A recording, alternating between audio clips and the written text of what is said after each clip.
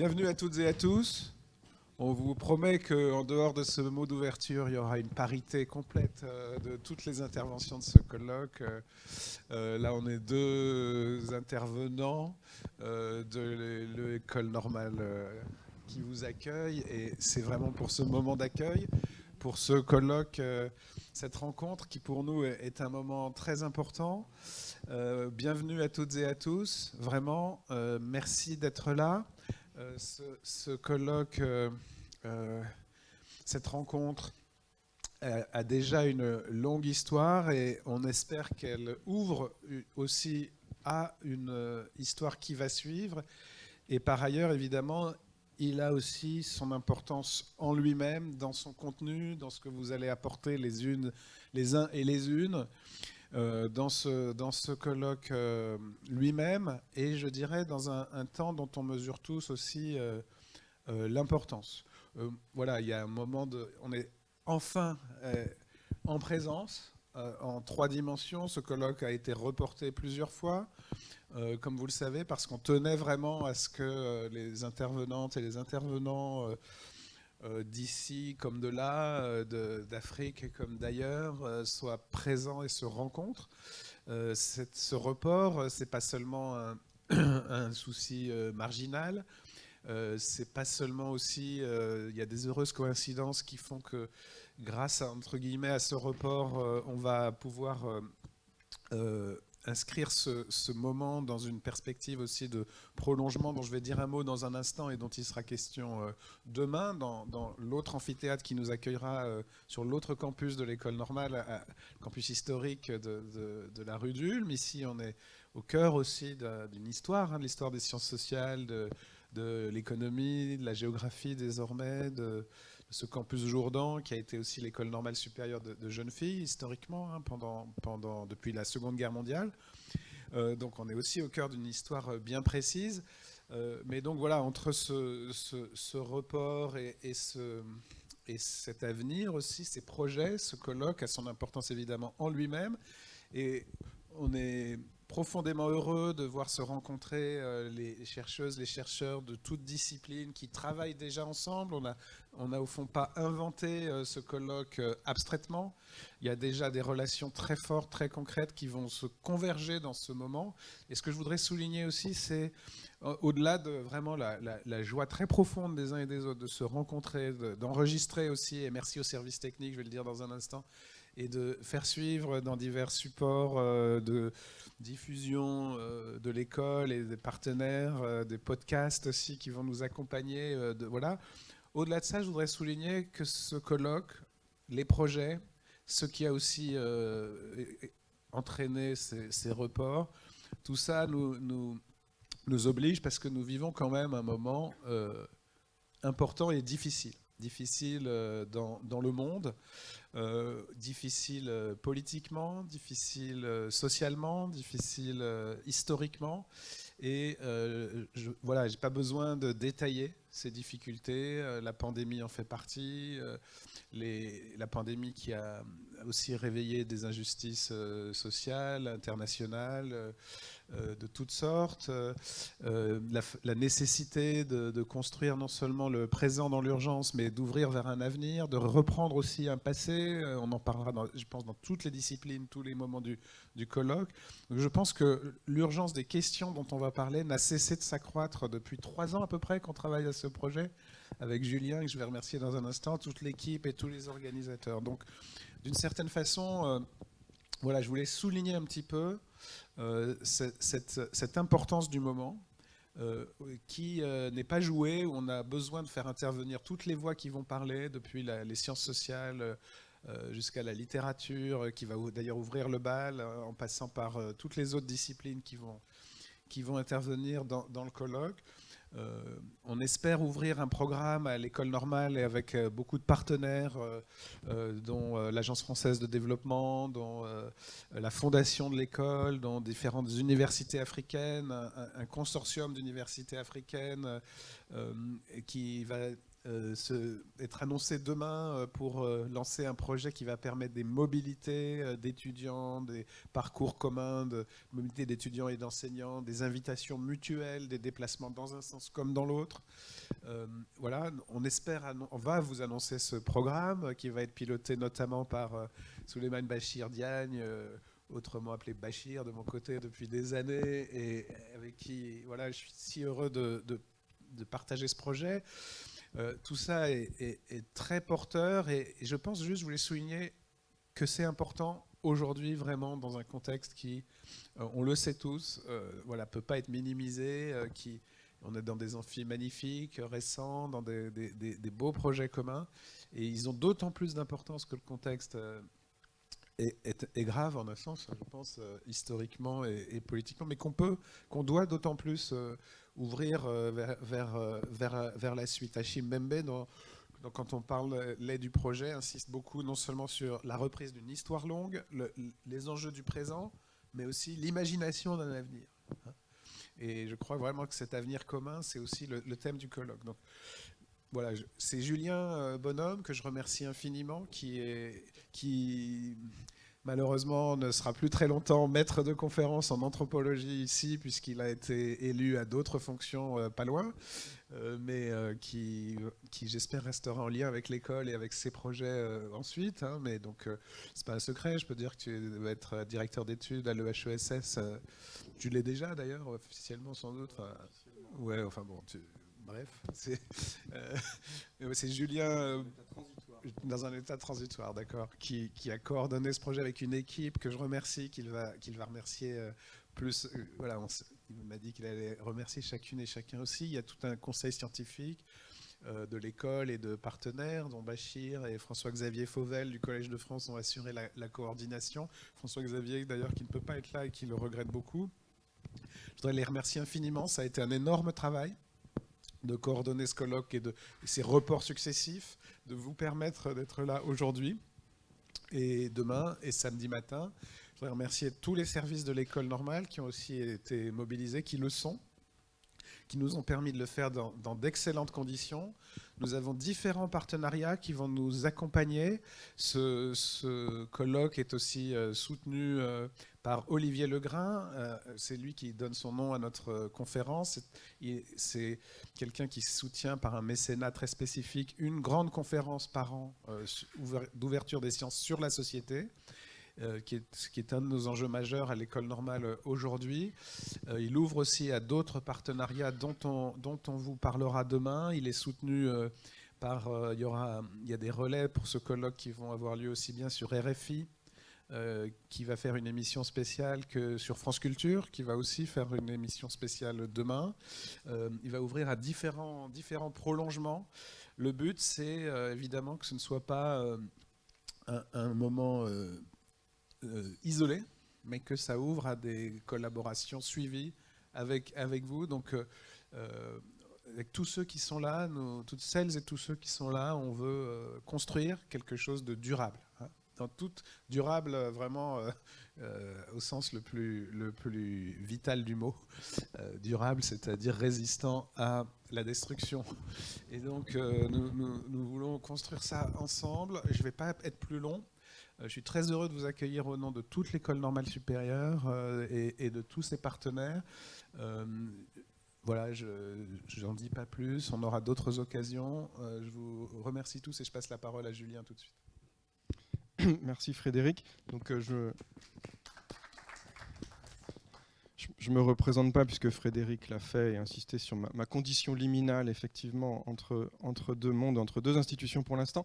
Donc juste pour dire que je suis extrêmement heureux d'être là avec vous et que le colloque puisse enfin s'ouvrir aujourd'hui, puisqu'il a quand même été initialement prévu en septembre 2020 et il a été l'une des nombreuses victimes scientifiques de la pandémie, de 3 reports je crois, donc un colloque qu'on a préparé déjà 3 fois d'une certaine manière et certes on aurait sans doute pu le tenir avant cela en distanciel, sans conteste l'un des mots de l'année 2020-2021, mais on n'avait pas souhaité le faire puisque au moment où se posait la question, on s'est dit quel sens aurait eu d'être tous et toutes enfermés chez nous, postés derrière un écran d'ordinateur, peut-être seulement une poignée de privilégiés quelque part dans une salle à l'ENS, pour un colloque dont le sous-titre était « Conversation, circulation, décentrement ».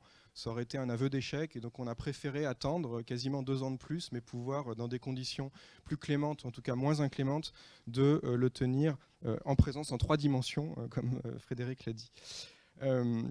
On avait tout de même pu organiser comme une sorte de préfiguration du colloque en juin 2021, un passionnant dialogue scientifique autour des études africaines entre Souleymane Bachir Diagne, philosophe, professeur à l'Université de Columbia, toujours ici présent avec nous aujourd'hui, et François-Xavier Fauvel, professeur en histoire et archéologie des mondes africains au Collège de France, et ce qui à l'origine aurait dû être la conférence d'ouverture du colloque. Et donc presque 2 ans finalement après la date prévue, nous pouvons donc enfin ouvrir ce colloque aujourd'hui. Et donc merci déjà à toutes et à tous pour votre ténacité dans l'adversité qui fait que ce colloque finalement peut avoir lieu. Donc c'est un colloque international et interdisciplinaire au sens le moins galvaudé du terme, on va dire, puisque on avait choisi de ne pas faire un colloque monothématique sur un sujet pointu et hyper spécialisé, puisqu'au contraire, nous aurons au cours de ces 2 journées et demie 9 panels qui aborderont des thèmes extrêmement divers, tels que les circulations artistiques, la fabrique de la ville, les questions d'environnement et de santé, l'État et les services publics, l'accès au foncier, la question des politiques extractivistes, les mobilisations sociales, le religieux, ou encore la place des femmes dans les espaces de savoir. Donc vous voyez quelque chose d'extrêmement divers et large. Et nous assisterons à des débats et des échanges entre des chercheuses, des chercheurs, mais aussi des artistes de différents horizons à la fois géographiques et disciplinaires. Et nous entendrons aussi bien des économistes que des historiennes et des historiens, des sociologues, des politistes, des géographes, des anthropologues, des spécialistes des littératures. Je ne sais pas si j'oublie quelqu'un. Donc comme vous voyez, je n'ai pas dit philosophe, je l'avais noté pourtant, mais il y a un lapsus révélateur, des philosophes. Et donc le sous-titre du colloque, Conversation, circulation, décentrement, il décrit donc à la fois le contenu et la forme que prendra ces échanges. Il s'agit de décloisonner notre appréhension du continent africain en insistant sur les circulations des hommes et des idées et les conversations entre les savoirs. Alors j'ai mentionné à l'instant qu'il s'agissait d'un colloque consacré aux études africaines. Alors en disant cela, je tiens absolument pas pour évident ce que seraient les études africaines, ni même la pertinence d'un tel découpage scientifique. Bien au contraire, il ne s'agit pas de passer sous silence les vifs débats, les controverses à ce propos, et nous entendons au contraire problématiser et interroger le programme des études africaines et des savoirs africanistes, entre guillemets, puisque cette question, elle touche de manière un peu plus générale au problème de toutes les études aréales, c'est-à-dire comment définir et délimiter une ère culturelle à l'échelle de tout un continent ou presque, sans céder au risque de l'uniformisation, l'essentialisation des sociétés, des cultures, des populations. Donc comment penser l'articulation entre les spécificités régionales des sociétés et des circulations globales? Ou comment en somme penser les singularités sans renoncer à l'universel? Donc ce problème des études aréales, il se pose de manière, je crois, particulièrement vive dans le cas de l'Afrique, étant donné la généalogie à la fois scientifique et politique des savoirs africanistes, prise dans l'histoire longue des rapports entre l'Afrique et l'Europe. Les travaux, par exemple, de quelqu'un comme Valentin Mudimbe sur l'invention de l'Afrique ou sur l'idée même d'Afrique ont bien souligné le sens aigu de la question, l'Afrique existe-t-elle en tant que telle? Et si cette manière de penser et de découper le monde est le produit historique en partie des regards occidentaux, nés dans des contextes impériaux et coloniaux, quel sens cela aurait-il de continuer de parler des études africaines et de les pratiquer?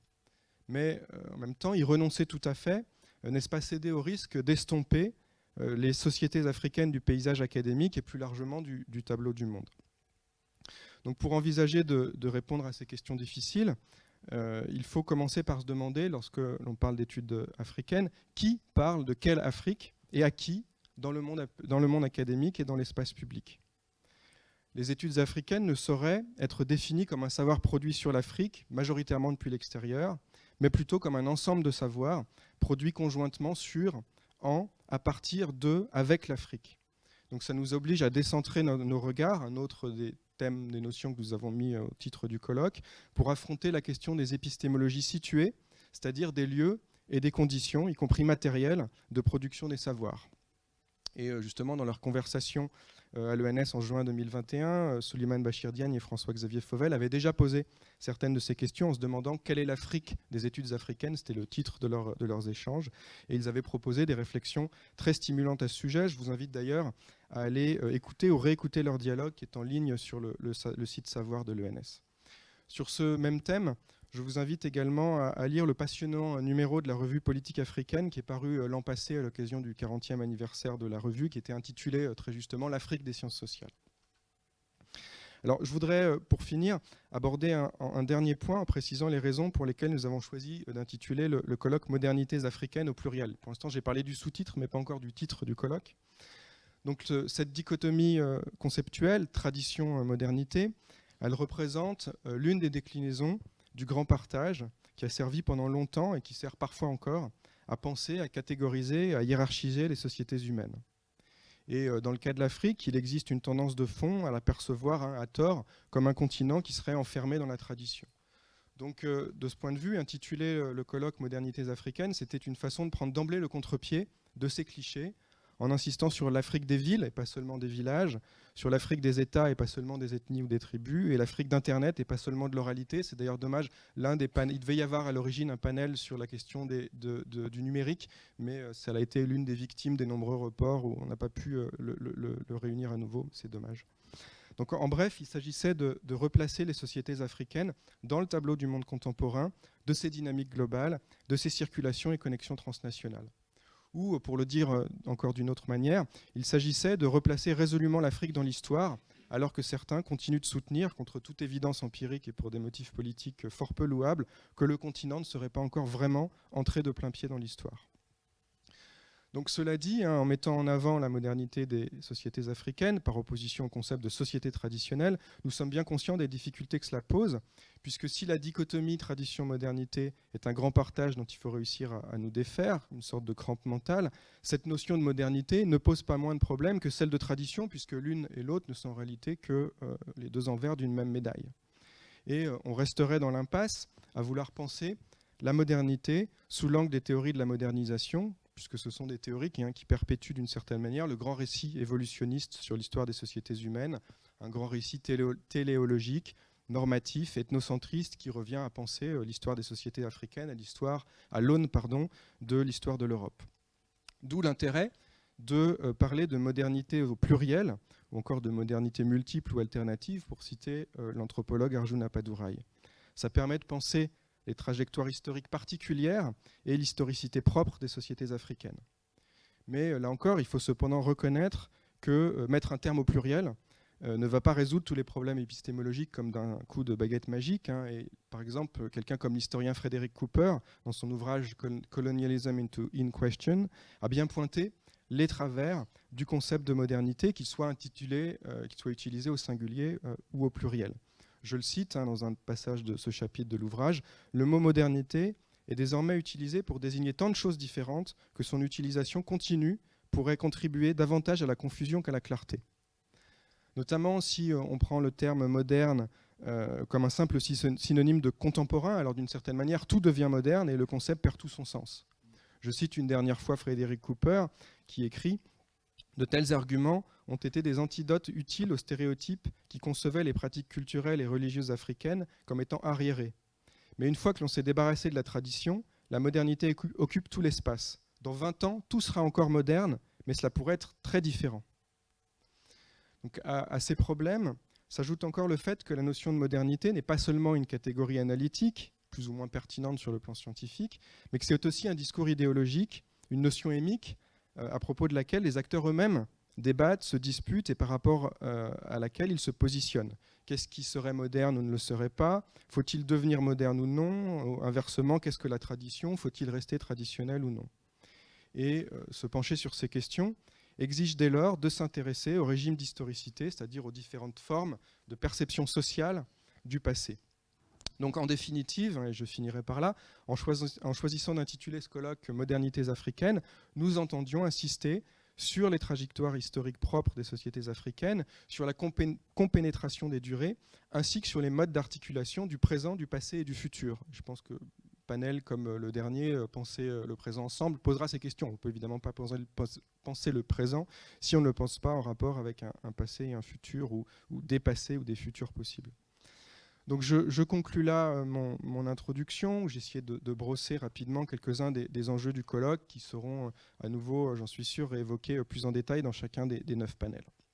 Et donc avant de céder tout de suite la place au premier panel sur la circulation des arts et des lettres et aux premiers intervenants, je voudrais juste prendre quelques instants pour remercier toutes les personnes à l'ENS qui ont participé à l'organisation de ce colloque et sans lesquelles celui-ci n'aurait jamais pu avoir lieu.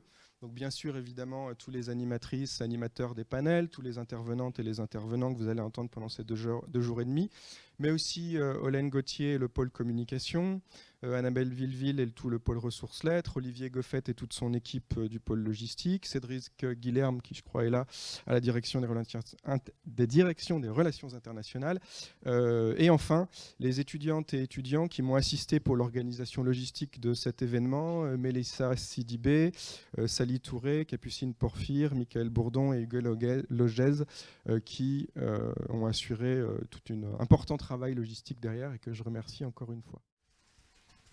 Je vais vous présenter Samy Tchak, qui est né en 1960 au Togo et qui fréquente d'abord les bancs de l'université de Lomé, où il obtient une licence de philosophie, puis il poursuit ses études à Paris jusqu'au doctorat de sociologie. Il est l'auteur de plusieurs essais comme sociologue sur la prostitution à Cuba ou sur la sexualité féminine en Afrique, par exemple. Puis il développe une écriture littéraire très puissante en choisissant les outils du roman. 8 romans, dont Place des Fêtes en 2001.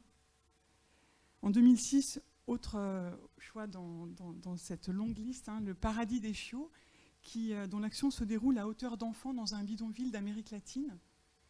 Et puis en 2021, Le Continent du tout et du presque rien, qui raconte, avec une ironie mordante, l'immersion d'un jeune ethnologue français dans un village thème du centre du Togo.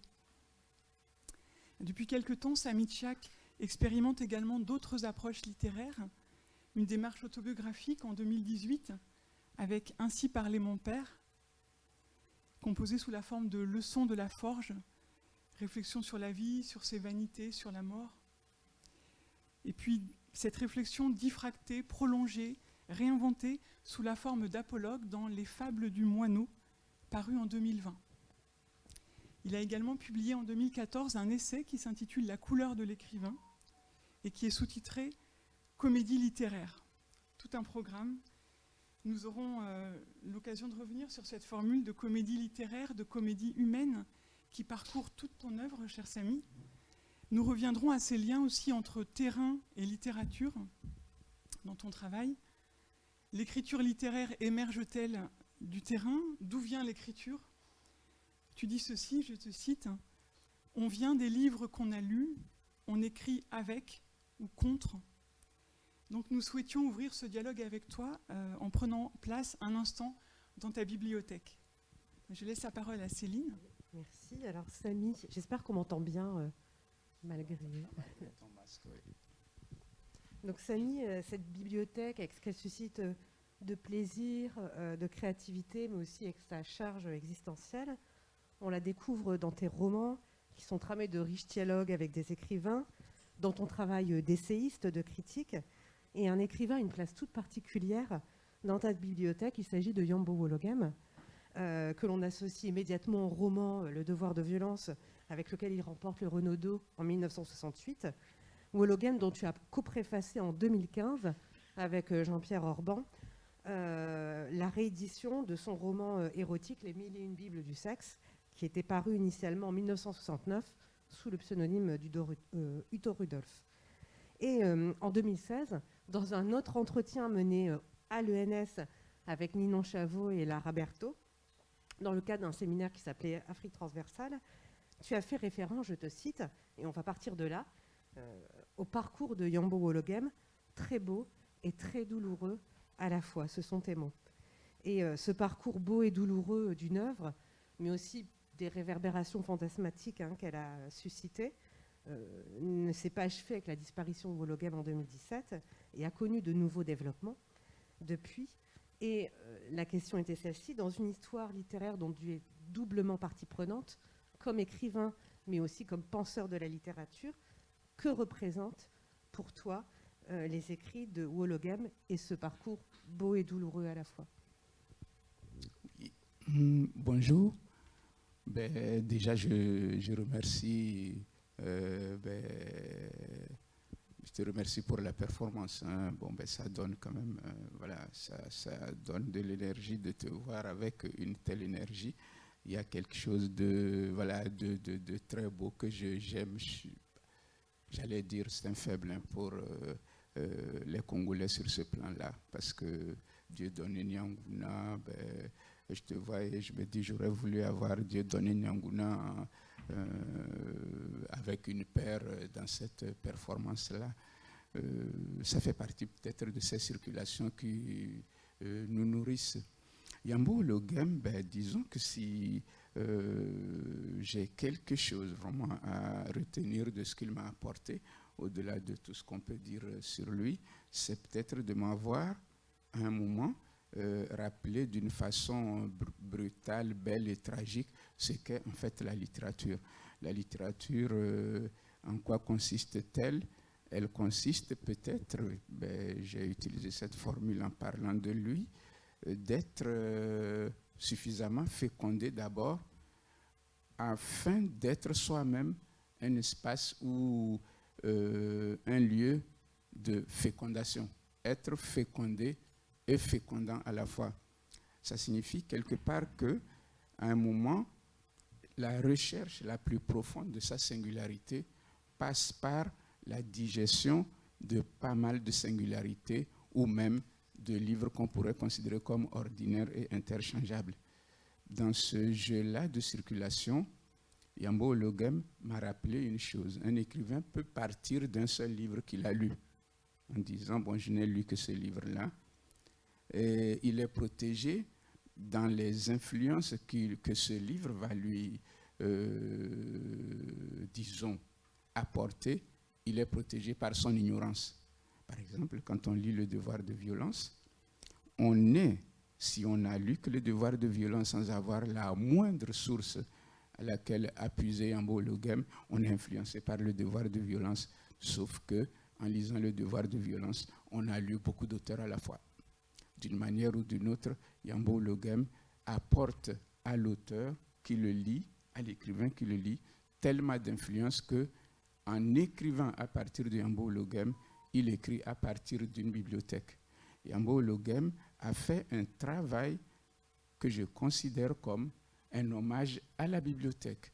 Et pour aller dans ce sens-là, moi je lui ai plutôt rendu hommage en faisant le même travail, mais avec une certaine ironie, parce que j'ai mis les guillemets et cité toutes les références, il y en a plus de 100 dans Hermina. C'est-à-dire, si j'avais supprimé les références, il y aurait eu quand même au moins des gens très cultivés comme vous pour en repérer 2, 3, 4, 5 et m'accuser de plagiat. Mais puisque j'ai mis les références en indiquant les livres d'où je prends ces bouts-là en les incluant directement dans ma narration, c'est un jeu d'intertextualité. En fait, la littérature dans sa circulation est un ensemble d'intertextualité avec au cœur, cette comédie-là. Parce que c'est quand même une vaste comédie d'écrire, de réécrire, avec cette idée que, de cette manière-là, nous deviendrions une voix originale. La comédie, ce n'est pas juste dans la recherche de l'originalité, mais l'originalité aussi fait partie de ce vaste ensemble que j'appelle par comédie. Je peux développer ça pendant 10 jours, mais bon, je m'en tiens quand même à cette idée-là. L'originalité même que nous cherchons en réécrivant appartient quand même à cette vaste comédie qui est ce qui caractérise les écrivains. Tu as suivi le parcours du dernier prix Goncourt, Mohamed Mbougarsar, avec son ouvrage qui a eu un immense succès ces derniers mois. Et lui aussi a été influencé par Yambo Wologem, il fait partie de cette circulation que tu décrivais à l'instant. Oui, disons, il a le jeune Mohamed Mbougar Sarr. Bon, ceux qui nous connaissent savent que bon, je l'appelle mon fils, il m'appelle mon cher père, et ceux qui ont lu ses interventions ou ses entretiens après le Goncourt ont pu lire quand même qu'il parle de moi comme de son cher père et parle aussi de l'influence que j'ai pu avoir sur lui à partir d'un texte particulièrement qu'il cite, justement, Hermina, que moi j'ai écrit comme un écho avec le devoir de violence de Yambo Wologem. Oui, Mohamed Mbougar Sarr est d'abord un jeune étudiant en littérature et il travaillait sur Yambo Wologem. Il était en train de faire une thèse sur Yambo Wologem. Yambo Wologem et Malik Fall, la plaie de Malik Fall, et puis bon, le devoir de violence de Yambo Wologem. À un moment, il décide de suspendre ou de renoncer à sa thèse. Parce que bon, il a déjà 3 livres avant celui qui va lui apporter le Goncourt. Après les 3 livres qui ont été remarqués, il a quand même, avant le Goncourt, au moins 7 ou 8 prix, dont le prix de la Porte Dorée, le prix du roman métis. Il décide quand même, dans cette exaltation-là de l'écrivain, de suspendre sa thèse, mais de faire de la matière de cette thèse le lieu d'un roman. Donc, il est à la fois influencé par Yambo Wologem, mais lui rend un hommage. Parce que quand on va derrière ce qui est affiché à Yambo Wologem, on aurait pu aussi dire à Roberto Bolaño. Parce qu'en réalité, la démarche qu'adopte Mohamed Mbougar Sarr est plutôt celle de Roberto Bolaño, dont tous les grands romans sont des romans consacrés à la recherche d'un écrivain mythique. Chez lui, fictif comme celui de Mohamed Mbougar Sarr. Le livre qui l'aura le plus influencé et d'où il tire le titre, c'est Les Détectives Sauvages. Les Détectives Sauvages, et aussi 2666, sont les livres de Roberto Bolaño que je lui ai dit de lire quand il m'a posé cette question-là. Quels sont les écrivains latino-américains qu'il faut absolument lire? Je lui ai dit, si tu n'as qu'un à lire ou à relire, c'est Roberto Bolaño. C'est un peu faute du temps, parce que 2666, c'est quand même plus de 1300 pages. Les Détectives Sauvages, c'est quand même environ 1000 pages. Quand il a lu Yambo Wologem, et il le dit dans ses entretiens, il a dit partout, ça a changé toute sa vision de la littérature. Yambo Wologem est donc un des éléments qu'il a digéré avec cependant un écrivain qu'il se donne comme père spirituel dans sa filiation personnelle qui va changer sans doute, parce que pour le moment c'est Roberto Bolaño, demain ça pourrait être un écrivain qui n'est pas encore né. Donc Yambo Wologem comme influence, Roberto Bolaño comme vraiment maître revendiqué, père revendiqué. C'est pas peut rendre hommage que de prendre son titre dans le livre de Roberto Bolaño dans Les Détectives Sauvages. Alors, pour cette question, alors on y reviendra, hein, tu évoques Wologem, il y a aussi un peu sa position de franc-tireur dans l'histoire littéraire, pour reprendre une idée à Roméo Foncois. Tu parlais de la comédie littéraire, peut-être qu'il y a aussi un positionnement de franc-tireur dans toute l'ironie que tu déploies. Il y a un autre élément que tu as souligné, à partir de Mohamed Mbougar Sarr, c'est cette circulation, cette tension entre l'écriture littéraire et le travail scientifique de la thèse. Et j'aurais voulu te poser une question à ce sujet dans ta trajectoire. C'est une question qu'on te pose souvent, que les critiques te posent souvent. C'est cette circulation entre tes écrits littéraires et entre ton œuvre de sociologue. Alors on pourrait prendre de nombreux exemples. J'en donnerai peut-être un ici. Par exemple, dans ton essai qui avait été publié en 1999, La sexualité féminine en Afrique, on a des références littéraires nombreuses. Par exemple, Les soleils des indépendances de Kourouma, La philosophie dans le boudoir de Sade, qui nourrissent ton approche de sociologue et te permettent de sonder le réel, mais en regard, tes romans investissent aussi des thèmes, des personnages, des situations et même des méthodologies qui apparaissent dans tes essais de sociologue. Et est-ce que tu pourrais nous parler de cette porosité entre ces deux écritures et finalement de cette traversée des disciplines? Est-ce que finalement elle dit de ta représentation de la littérature et ses frontières? Oui, disons que en général, quand on me présente en pensant avec raison que à partir d'ici, Place des Fêtes est mon premier roman, on me situe comme écrivain venant de la sociologie. Mais quand on prend mon parcours, oui, bon, ben, j'ai d'abord publié un roman avant de venir en France pour la sociologie. Donc j'avais déjà cette démarche de romancier. Cependant, entre mon premier roman, Femme infidèle et Place des Fêtes, il s'est écoulé 13 ans. 13 ans au cours desquels je n'ai pas fait qu'une thèse de sociologie. J'ai eu aussi l'occasion de voyager, d'aller à Cuba pour des recherches, d'aller au Mexique, d'aller en Colombie. À partir du moment où j'ai fait ce travail-là de terrain, en sociologie, j'ai aussi énormément appris en littérature, parce que les écrivains latino-américains, je ne les avais pas tant que ça lus avant d'aller concrètement dans ces pays-là, Colombie, Mexique, Cuba. C'est en allant là-bas que, dans la grande parenthèse des recherches, parce qu'à Cuba, j'ai passé 7 mois sur le sujet de la prostitution, j'ai lu beaucoup plus de romans que je n'ai fait de recherche en vérité, parce que j'ai plutôt à un moment choisi de tricher, parce que j'étais allé là pour des recherches, je l'ai fait. Mais elles m'intéressaient nettement moins que les romans que je lisais. Cependant, je leur ai donné un statut très personnel. Je m'étais rendu compte que je pouvais en faire de la matière, quelle que soit la qualité de ce que je laisserais comme travail sociologique, heureusement qui ne représente finalement rien dans mon parcours. J'avais de la matière. À partir de ce moment-là, tout ce que j'écrivais, même dans mes essais, avait à un moment une démarche littéraire. Vous pouvez retrouver des passages pris dans mes essais directement intégrés dans mes romans sans changement de la moindre virgule.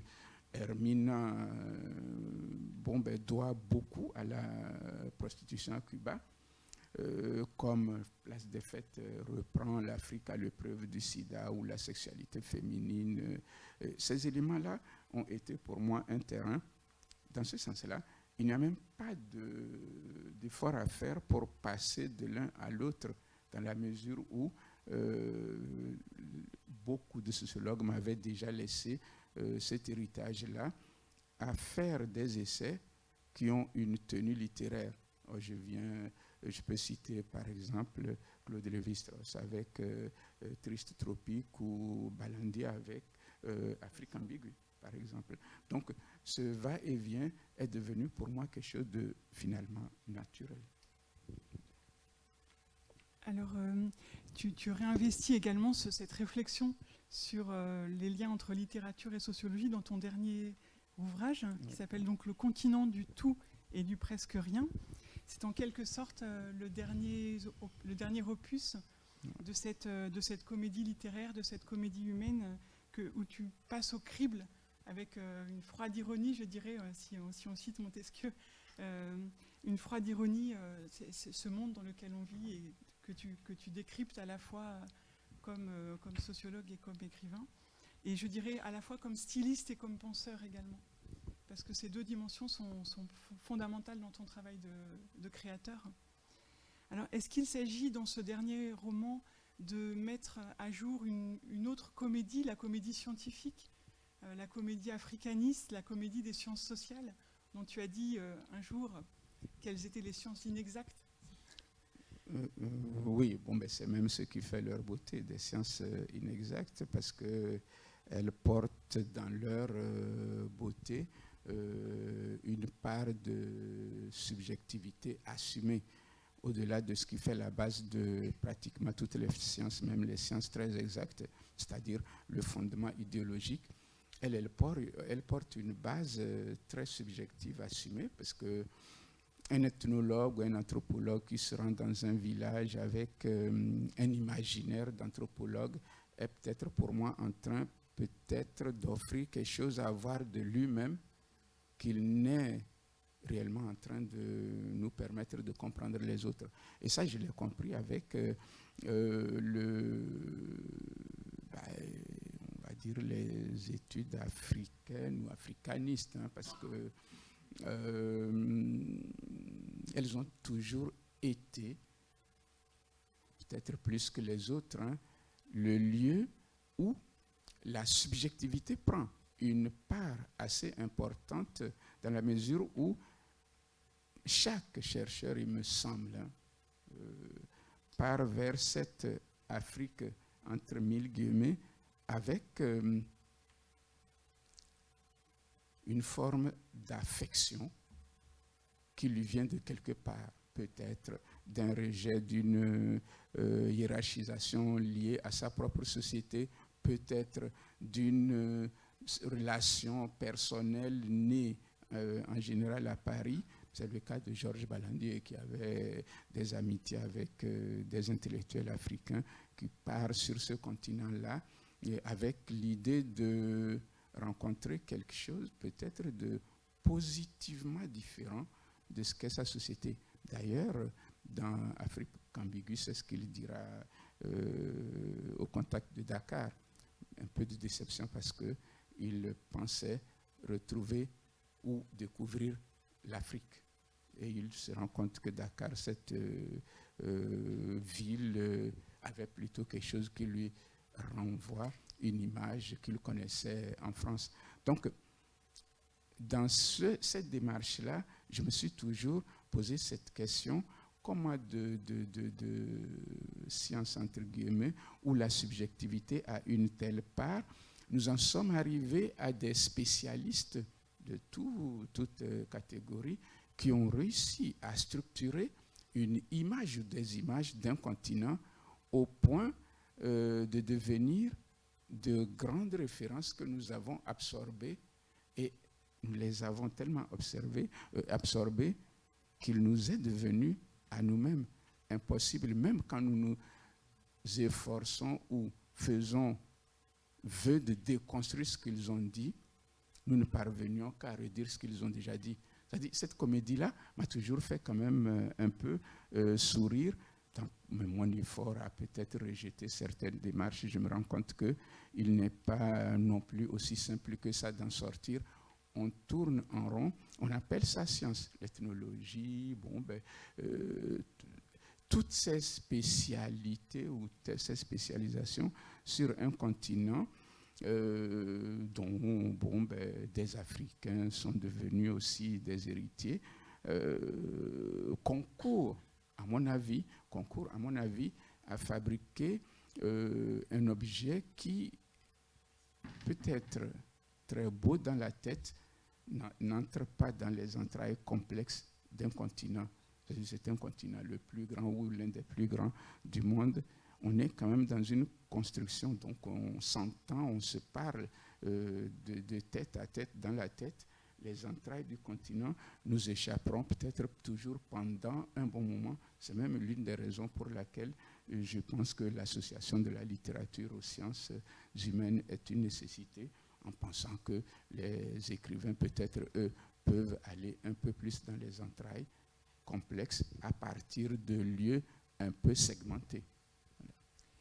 Je voulais citer une des phrases de ce dernier livre.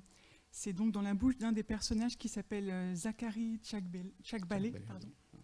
Et il dit ceci dans le livre: « L'Afrique est une invention collective, ses contours deviennent de plus en plus imprécis. L'Afrique est une narration ouverte, ça déborde de partout. » Est-ce que tu pourrais revenir un petit peu sur le projet que tu avais en fabriquant ce livre qui est sorti en 2021 ? Oui, le projet, en citant même le professeur Zachary Chakbalé, qui est bon, pour moi un modèle puisqu'il vit... Voilà, c'est un personnage de ton roman, mais c'est aussi un personnage de la vie. Et qui d'ailleurs, après ce livre, a fait un long article pour parler de certains concepts que je lui prête. Il a fait un long article sur son blog et sur Facebook, hein, qui est encore accessible. Le projet était tout à fait simple. Je l'ai porté depuis longtemps. La petite version de ce livre a paru d'abord en 2013 au Gabon, où j'étais avec mon grand frère Joseph Tonda. Nous avions publié nos livres chez le même éditeur qui est un universitaire sociologue, littéraire gabonais, à Libreville. À partir de cette petite version, j'avais vraiment le projet d'intégrer dans ce roman une somme de réflexion qui couvre à peu près un siècle, depuis les premiers ethnologues qui ont commencé à dessiner un élément de recherche en lui donnant un nom, l'Afrique, puis qui donne naissance aux africanistes, aux intellectuels africains qui en sont les héritiers et qui font un travail parfois différent, qui essaie d'apporter quelque chose. Et dans ce livre, je parle de Joseph Tonda, de ce qu'il apporte quand même à cette matière-là. J'essaie quand même d'aller de ces anciens-là au nouveau, de cette Afrique dont on parle, qui parle peut-être d'elle-même à partir de ses propres fils, mais de cette Afrique qui reste quelque part une conscience. Parce que mine de rien, si on ne part pas de l'idée que c'est une conscience, on oublie ce qu'elle est. Et si on la prend d'abord comme une conscience, surtout l'Afrique d'abord vue comme ça, l'Afrique, les Africains, si on ne la prend pas comme une conscience, on ne comprendrait peut-être pas ce que Moudibé tente de dire quand il parle de l'invention. Parce qu'elle n'existe pas dans la tête de ce qu'on pourrait appeler africain. Elle n'existait pas avant qu'à un moment, elle n'ait été imposée comme une réalité par les différents colonisateurs. D'abord les musulmans, parce qu'il faut quand même un ensemble dans lequel on peut ranger ou enfermer des gens. Ensuite et surtout, les Européens. À partir de là, quand nous disons Afrique, nous ne nous adressons pas à tous ceux qui vivent sur ce continent. Nous nous adressons à ceux pour qui cette conscience a du sens. Nous nous adressons peut-être à ces instruits dans les systèmes occidentaux. Nous nous adressons aux États nés de ces rencontres-là, parce que avant ces temps-là, avant ces fabrications, avant ces créations, les gens qui vivaient dans les empires, les royaumes, les villages, le continent comme conscience n'existait pas dans leur tête. Afrique.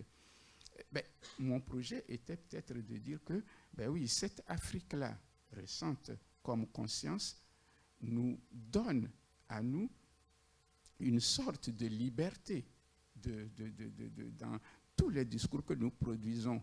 Mais cette liberté-là devrait être interrogée. Quand nous disons Afrique, nous parlons de quoi?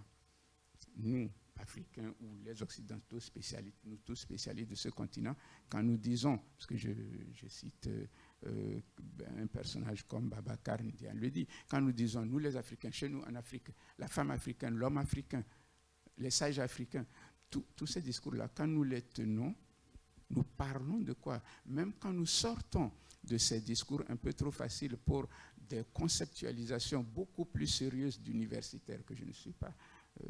Ça c'est... Voilà, il faudrait que je fasse une distinction entre ceux qui pensent réellement et nous, écrivains, qui tentons de faire croire que nous pensons.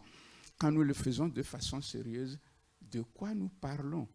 Pourquoi ça a un tel succès? Pourquoi les études africanistes ont un tel succès? Qu'est-ce que ça signifie? Qu'est-ce que ça signifie de nous par rapport à ce que j'ai appelé, depuis, ainsi parlait mon père, la verticalité occidentale? Mine de rien, c'est quand même de ça qu'il s'agit. Même quand nous parlons de modernité africaine, dans l'esprit de pas mal de personnes qui la situent historiquement, la modernité africaine signifie l'occidentalisation. C'est-à-dire, ce qui est occidental, c'est le moderne. L'Afrique avant la colonisation occidentale, c'est l'Afrique traditionnelle, quels que soient les éléments qu'on mettrait dedans. Entre ceux qui vont même dire, nous sommes en train de perdre nos traditions, c'est-à-dire nous sommes occidentalisés au point de perdre nos traditions. C'est-à-dire, quand on le dit de cette manière-là, c'est vrai qu'on n'entre pas dans les entrailles complexes de ces sociétés en leur appliquant peut-être ce que Georges Balandi a appelé les dynamiques du dedans, les dynamiques du dehors. C'est quoi la modernité? Qu'on le mette au pluriel ou au singulier, qu'est-ce que ça signifie, modernité africaine, à partir du moment où l'Afrique elle-même, comme invention occidentale, vraiment occidentale, n'est pas interrogée. De quoi nous parlons? Même quand nous parlons des villages ou des villes, de quoi nous parlons à partir de là où les modernités africaines? J'interroge tous ces concepts-là dans la mesure où nous sommes un peu empêtrés, comme je l'ai dit, des poissons dans un bocal qui se débattent. Ils peuvent se débattre, mais un bocal, c'est fermé. Donc, nous sommes vraiment pris dans ce bocal-là. Nous nous débattons avec parfois beaucoup de beauté, mais un bocal, on n'en sort pas. On finira peut-être par mourir étouffé. Je pense qu'il est temps d'ouvrir la parole à la salle, parce que vraiment, après ce que tu as dit, je pense que les questions seront nombreuses, et puis le débat peut s'inscrire directement dans le sujet général du colloque. Et Van pourrait nous rejoindre, Van Olsen. Comment sortir? Moi, j'ai entendu sortir dans la performance, et par rapport à ce que vous venez de dire sur comment sortir du bocal. Alors, j'ai entendu une première réponse sur la foi dans faire à la fois des sciences sociales avec de la littérature et inversement. Voilà, et peut-être que monsieur qui avait fait la performance, vous avez une réponse aussi sur comment sortir, je ne sais pas. Je peux... moi, comment sortir pour répondre à la question, je pense que la plus belle des manières, en tout cas des tentatives de sortir, c'est par la poésie. Moi, c'est la poésie qui me permet de prendre une certaine distance de l'endroit ou de la source d'où je suis parti, et dans les rivières, les ruisseaux, les fleuves, les lacs où de fois je passe, c'est par la poésie au fait. C'est la poésie qui m'a tenu en étant à Brazzaville avec toute la littérature, parce que j'ai poursuivi des études, j'étais à la fac de droit, à la fac de lettres, il y avait toujours la littérature, et puis après le mouvement citoyen, en étant en exil au Cameroun, il y avait toujours la poésie, il y avait toujours les livres, il y avait toujours les auteurs, et c'est toujours la poésie au fait, moi, qui me permet, en tout cas qui me donne l'illusion. Je veux croire en tout cas à cette illusion, si elle me permet de choisir quand je me rapproche et quand je prends des distances, ou quand je sors ou quand je reviens. Oui, bon, moi, c'est un peu plus compliqué, parce que pour moi, comment sortir de là?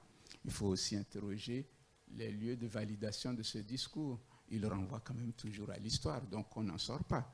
Pour moi, d'où contienne ce discours, il est validé à partir d'un lieu. Et ce n'est pas non plus simple que ça d'en sortir, dans la mesure où les discours sur les Afriques ou l'Afrique, certains mettent les Afriques plutôt que l'Afrique, ces discours-là, même nous, comme Africains, nous les entendons en général à partir des mêmes centres de rediffusion, c'est-à-dire, ça vient des États-Unis, ça vient d'Europe, ça vient de... À partir de là, on n'en sort pas, parce que nous sommes dans ce moule-là où il y a très peu d'espace de réinvention. C'est-à-dire, bon, ben, peut-être qu'on en sortirait si, après l'invention de l'Afrique, on la réinventait autrement, on la réinventait au point que les discours sur elle ne partent pas toujours d'ailleurs. Quand je dis partir d'ailleurs, je ne situe pas juste les lieux de façon géographique. Je vais dire, même quand nous parlons du continent africain, en étant à Dakar ou à Lomé, nous partons d'ici. Parce que ça, il faut quand même le comprendre. Pour moi, ce n'est pas géographiquement, c'est plutôt d'où se construit le discours. Nous avons quand même plutôt des centres d'où il part, où on le valide. Et à partir de ce moment-là, oui, on aura toujours ce paradoxe de l'Afrique, où on pourrait même avoir ces choses que si on passe au plan politique, tellement absurde de sommet franco-africain. C'est-à-dire, bon, ben, on a quand même un pays face à un continent, on dit sommet franco-africain. L'idée même de dire une chose pareille, sommet franco-africain, quelque part, ça signifie ce que ça signifie. Il y a quand même une simplification qui ne relève pas seulement de la paresse. Il y a une sorte d'homogénéisation qui vient quand même de cette verticalité. C'est pas, nous ne parlons pas dans une forme de dialogue horizontal, nous parlons vraiment à partir d'une hiérarchisation que rien pour le moment n'a inversée. Madame Boni, Tanela Boni. Oui, merci. Merci pour la poésie et merci à Samy pour tout ce que tu as dit. Il me semble que pendant très longtemps, à propos de la modernité, je pensais comme toi et puis un beau jour, j'aime bien fréquenter les marchés, hein, les marchés ouverts. Et je vais dans un petit marché à Abidjan et j'écoute une femme. D'ailleurs, ça m'a tellement frappé que j'ai mis ces réflexions dans un livre que j'ai publié pour les jeunes. C'était en 2020, là, c'était en plein Covid. Un livre que j'ai écrit contre l'utilisation du plastique. Donc, en fait, dans ce petit marché, je discute avec une femme à propos de cette feuille qui a pratiquement disparu aujourd'hui, qui servait de feuille d'emballage. Et elle me dit comme ça, oui, mais est-ce que tu penses qu'on va trouver cette feuille-là ici? Alors, moi, je suis une femme moderne, hein, qu'est-ce que tu penses? Et je la regarde, je connaissais cette femme depuis très longtemps, ça faisait même très longtemps que je ne l'avais pas vue. Entre-temps, on avait vieilli toutes les deux, mais elle n'a pas, en fait, de ce que je sais, hein, elle n'a jamais fait un seul jour d'école, mais elle parle de modernité. Et donc, ça m'a permis vraiment de réfléchir. Est-ce que cette modernité, c'est une question qui est abordée seulement par, je veux dire, par nous autres qui avons fait des études et autres, ou bien cette modernité, finalement, c'est pour monsieur, madame, tout le monde, aujourd'hui. J'avoue que j'ai été assez troublée. Je ne sais pas ce que tu en penses. Oui, non, mais tu sais, je rapporte dans mon livre une anecdote que le professeur Joseph Kizerbo, que j'avais eu la chance de fréquenter jusque dans son village à Toma, au Burkina Faso, racontait au cours des dernières années de sa vie. C'est l'histoire de cette femme burkinabé qui est à l'hôpital. Elle avait un petit problème, donc quelques examens et on lui dit qu'elle aura une opération. Donc, à un moment, en fait, les médecins se rendent compte que le problème n'était pas aussi grave qu'on le pensait, mais l'opération aura lieu. Et on lui annonce, bonne nouvelle, hein. On va vous opérer, mais bon, une anesthésie locale suffira. Il criait, bon, ben, parce que moi je suis pauvre, je ne suis rien. Vous me faites une anesthésie locale et non une anesthésie de France. Ben, je pense que quand le professeur Kizerbo racontait cette anecdote, il raconte quelque chose qui est tragique. C'est-à-dire, anesthésie locale, c'est quelque chose de chez nous. Alors qu'une anesthésie de France, ben, ça signifierait que je suis importante quand même.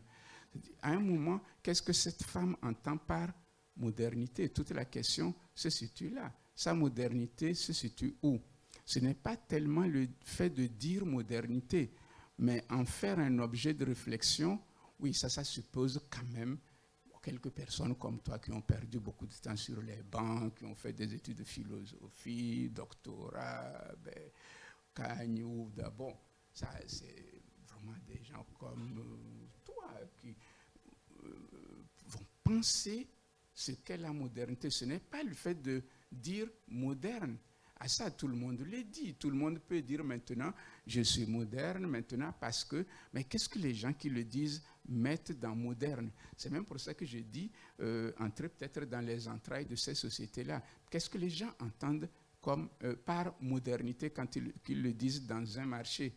Est-ce qu'ils sont modernes parce qu'au lieu des feuilles, ils utilisent du plastique?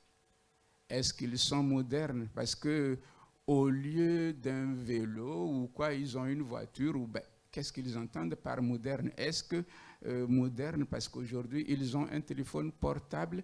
La question se situe là. À un moment, tous les nouveaux schèmes culturels ou les éléments technologiques qui entrent dans notre définition de la modernité sont peut-être des éléments qui renvoient à une notion de progrès. À un moment, c'est peut-être là qu'il y a une forme de confusion absolue, c'est-à-dire le progrès comme synonyme de modernité. Tout ce qui s'invente dans notre monde à partir des évolutions, à partir de ce que nous appelons progrès, n'est pas nécessairement quelque chose de positif, n'est pas quelque chose un pas toujours en avant, n'est pas nécessairement un renouvellement. Mais pour beaucoup de personnes, modernité signifie ce qui se passe actuellement, ce qu'on peut utiliser actuellement, ce dont je me sers actuellement, qui vient de sortir. Je suis moderne. Donc cette femme le dit, alors que la réflexion, elle appartient à d'autres catégories de femmes et d'hommes, dont des universitaires, surtout des universitaires, j'allais dire.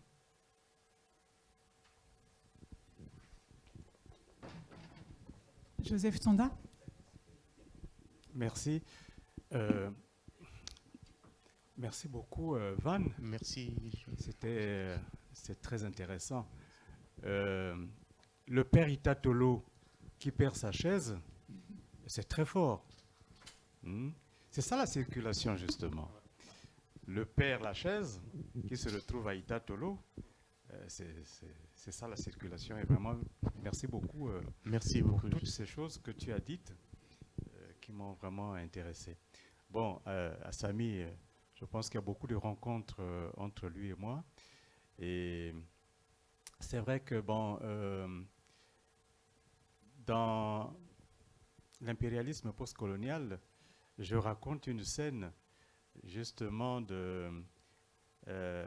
je ne fais que reprendre la scène racontée par l'écrivain Shinzo Anza, qui va racheter son propre livre auprès d'un vendeur par terre.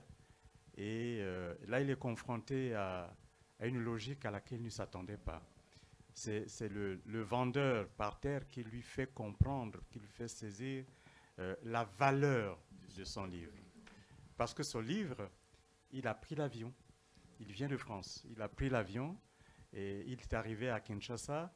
Et il a fallu que quelqu'un aille l'acheter, le prendre à l'aéroport pour qu'il atterrisse à la librairie par terre où lui, il est le libraire et il lui fait la leçon sur la valeur de son livre. Et j'appelle cela la vie quinoise de l'Europe. C'est ça la modernité, la vie quinoise de l'Europe.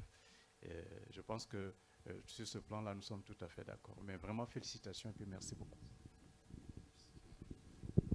Oui, c'est vrai, il faut quand même dire aux gens que pour cette modernité, il vend à Cinzo son livre très très cher pour dire qu'il ne comprenait même pas sa propre valeur comme écrivain, parce que le prix qu'il donnait au livre, ça veut dire qu'il ne sait pas qu'il vaut plus que ça. Et il lui vend son propre livre très très cher parce qu'il vaut plus que ce qu'il croyait. Voilà. Oui, juste, tu parlais d'entrailles de l'Afrique, et dans ton roman, alors, ça me fait penser à la théorie. Alors, ça c'est ton ironie, on ne sait pas de quel côté, c'est que l'ironie c'est à double tranchant. Donc, à un moment, tu défends, enfin, ou tu mets dans la bouche de ton personnage la théorie de l'Afrique fermentée, si je me souviens bien. Voilà. Bon, je ne te demande pas forcément l'explication ou tes sources, mais est-ce qu'il y a un rapport entre l'entraille? Est-ce que ça fermente dans les entrailles de l'Afrique? Ou je ne sais pas, voilà. Ou alors, oui, tu penses à quelles entrailles? C'est de la Vierge ou je sais pas? Oui, le fruit des entrailles. L'Afrique fermentée, même le titre de la deuxième partie. Oui, oui, oui. Et c'est la théorie que je prête au professeur Zachary Tchagbele. Oui, oui. Cette fermentation, il l'a définie comme partant à la fois dans le ventre et dans le cerveau. C'est-à-dire, il y a une sorte de bactérie qui est en nous, qui crée tous ces bouillonnements-là, qui crée de l'ivresse, de la nostalgie, tout ce qu'on veut. Et cette fermentation est peut-être le lieu où tout est possible, mais le lieu où peut-être toutes les désarticulations se produisent. C'est-à-dire à partir du moment où cette bactérie a pris possession de nous, dans le ventre, dans la tête, ce n'est pas toujours facile. Le grand recul qu'on exigerait de ceux qui produisent des discours dits scientifiques, ce n'est pas toujours facile, et ce n'est peut-être pas toujours facile de savoir, et c'est ce que le professeur Zachary dit, de savoir ce qu'on veut réellement. Parce que la question, elle est là. Qu'est-ce qu'on veut réellement? C'est peut-être à un moment tout le travail de Joseph. Est-ce vivre dans le rêve de l'autre, dans le rêve d'autrui, ou inventer quelque chose? Et assez souvent, et la fermentation renvoie à ça. C'est souvent, même quand on est en train de construire théoriquement quelque chose qui serait une rupture, on se rend compte qu'on n'est pas très loin de reprendre par d'autres mots le rêve, le désir de vivre dans le rêve de l'autre. On est dans cette bactérie-là, un peu comme quelque chose qui nous oriente vers la même source. C'est le rêve de l'autre qui est finalement peut-être, et le professeur Zachary donne une théorie qui pourrait permettre d'en sortir, mais lui-même en dit les difficultés pour sortir quand même de cette logique-là d'emprisonnement, de nostalgie même, comme il le dit parfois, nostalgie d'un passé colonial, nostalgie d'un passé colonial purgé de toutes ses cruautés, avec c'était mieux avant. Oui, d'accord. C'est la référence aussi à... Mais ça, on en avait peut-être déjà parlé. Non, parce que je te posais cette question parce qu'on n'est jamais sûr que ce soit toujours pas une part d'ironie, quoi. Non, tu sais que c'est donc là, pour une fois, sérieux. on tombe sur quelque chose d'un peu solide, quoi. Voilà. Parce que tu te moquais de cette nostalgie dans un roman dont on n'a pas parlé, mais que j'aimais beaucoup, qui est Al Capone, le Malien. Le Malien, oui. Là où tu fais une sorte d'analyse aussi de la Fémania. Oui. On en a parlé récemment d'ailleurs avec Guénon qui quand il était là, qui compare, qui faisait le portrait du dictateur en Féman. Oui. Et de manière un peu anthropologique aussi, il distinguait le dictateur Féman, donc camerounais, et le dictateur sapeur, donc type congolais plutôt. Voilà. Bon. Oui, Bon. oui, il peut les opposer comme ça. Et Bon. dans Al Capone le malien, donc je reviens, tu sembles effectivement considérer que la patrimonialisation du... Sosobala. Oui, du Sobala du Mandingue, quoi, voilà. Donc, cette espèce de mise en musée du patrimoine, de l'humanité, mais enfin bon, c'est en même temps, voilà, comme ça, on conserve l'Afrique telle qu'on aime la voir, quoi. Oui, ben, dans Al Capone le malien, c'est vrai que bon, je mettais en scène cette très grande nostalgie qui dit beaucoup de choses sans en avoir l'air. Hein. Je pense que ceux qui la construisent ne se rendent pas compte de ce qu'elle signifie. La nostalgie de la grandeur du passé. Bon, ben là, la nostalgie, on est au Mali quand même. Le grand Mali, l'empire du Mali, cette nostalgie que Namanou Kouyaté, mon personnage, a de l'empire qu'il a perdu, dit en fait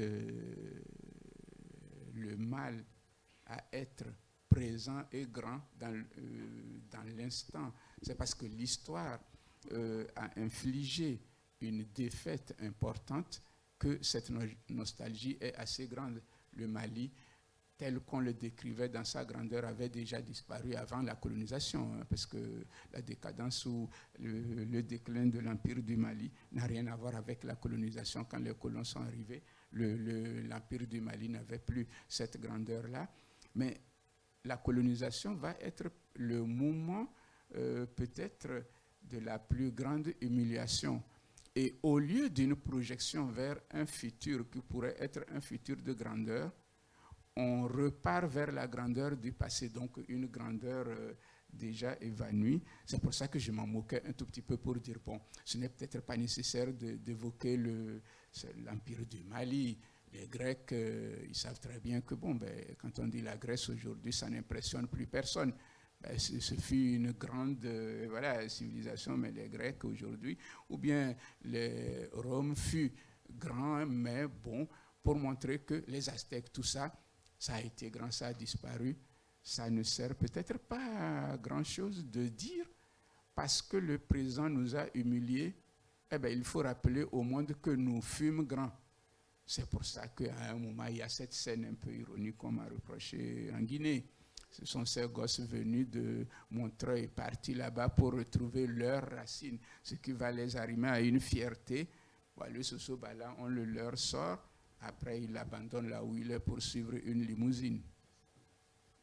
Parce que bon, ben, eux aussi ont leurs références. Voilà. Donc oui, il y a une petite ironie. Je suis moi aussi un peu nostalgique de ce passé que je n'ai pas vécu.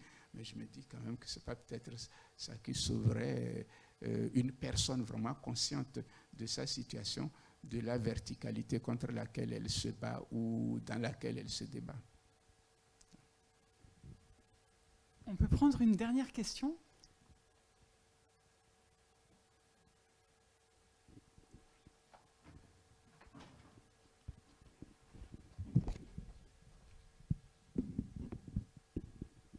Merci beaucoup. Pascal Barthélémy, j'interviendrai demain sur les femmes de savoir en Afrique. Je voulais vous remercier. Je trouve que cette première table ronde nous plonge immédiatement au cœur du sujet de ce colloque. Je voudrais intervenir non pas trop comme chercheuse, mais comme enseignante, parce qu'il se trouve que, voilà, comme historienne, j'ai à enseigner un certain nombre de choses dans mon institution, et il se trouve que l'année prochaine, à partir de septembre, nous avons un programme d'histoire contemporaine à l'agrégation d'histoire qui s'intitule « Les sociétés africaines et le monde, une histoire connectée 1900-1980 ».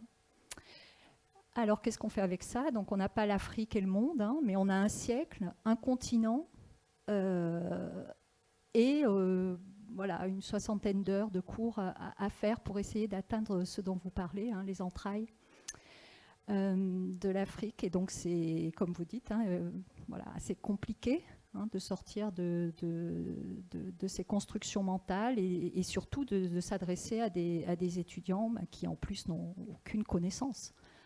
Ou très peu de connaissances sur le continent. Donc voilà, j'aimerais peut-être vous entendre sur cette notion de société africaine au pluriel. Est-ce que ça vous paraît aussi le produit d'un discours essentialisant, construit. Voilà, j'étais passionnée par tout ce que vous avez dit. Oui, disons que le risque aussi de la méfiance, c'est que on pourrait arriver à une étape où on ne saurait même plus ce qu'il faudrait dire. Il faut quand même pourtant qu'à un moment, on continue à parler de société africaine. La question, pour moi, n'est pas juste dans la formulation, l'intitulé des cours. C'est plutôt quand on dit au pluriel les sociétés africaines, quels sont les éléments qu'on prendrait comme éléments fédérateurs généraux, des éléments constituant ces sociétés, puisque assez souvent c'est à ça qu'on aboutit quand même. Le pluriel est une précaution épistémologique, conceptuelle. Cependant, il y a quand même, à un moment, puisque c'est de la science, un effort de généralisation qui trouve à ces sociétés africaines des éléments communs, et tout le discours se construit à partir de ces éléments communs. Et ces éléments communs, en général, renvoient un peu plus à ce qu'elles ont comme point commun de l'histoire, c'est-à-dire produit de la colonisation. On pourrait peut-être aller vers des travaux de terrain des ethnologues que je convoque dans mon roman pour dire, ils ont fait des travaux j'étudie les BT, j'étudie les Mossi, même là, ce n'est pas aussi évident puisque la société qu'ils étudient est déjà un élément qu'ils intègrent dans une relation. La relation quand même, c'est parce que les sociétés africaines, on les étudie à partir d'une relation. Cette relation-là, il n'y a pas beaucoup d'efforts à faire pour la définir. Hein. Elle est une relation de domination, une verticalité. Donc oui, on ne peut pas ne pas parler des sociétés africaines. Maintenant, de quoi parle-t-on quand on dit les sociétés africaines? C'est peut-être là que le travail restera toujours, disons, compliqué, sinon ça ne serait pas une science, ça c'est sûr. Merci beaucoup à Van Olsen, merci à Samy Tchak. Merci. Merci. Merci.